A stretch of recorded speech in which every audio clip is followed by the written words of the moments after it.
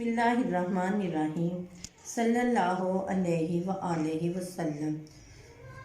आज हम रमज़ान मुबारक के 7वें रोज़े के बारे में बताएंगे कि इस रोज़े में क्या इबादत करनी है।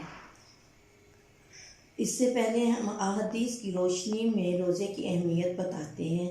रसूलुल्लाह सल्लल्लाहु अलैहि वसल्लम ने फरमाया, जन्नत में 8 दरवाज़े हैं, इनमें से एक दरवाज़े का नाम रियान है, जिससे रोज़ेदार ही दाखिल होंगे।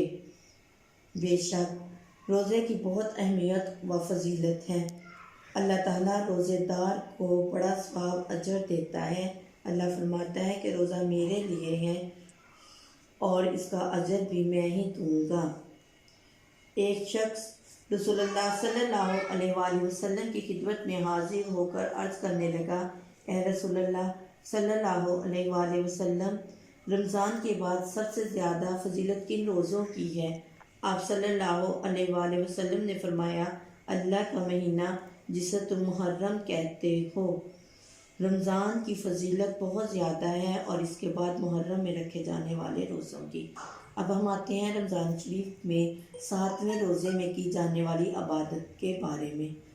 7वें रोज़े में बाद नमाज फजर या करीमू को 200 मरतबा पढ़ना है।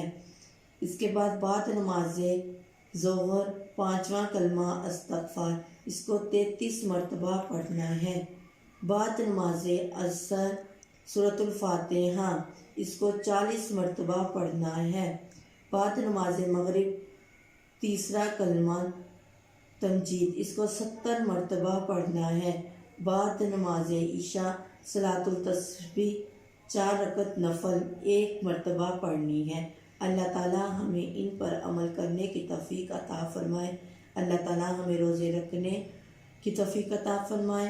5 वक़्त का नमाजी बनाए, कुरान पाक पढ़ने वाला बनाए। आमीन सुम्मा आमीन।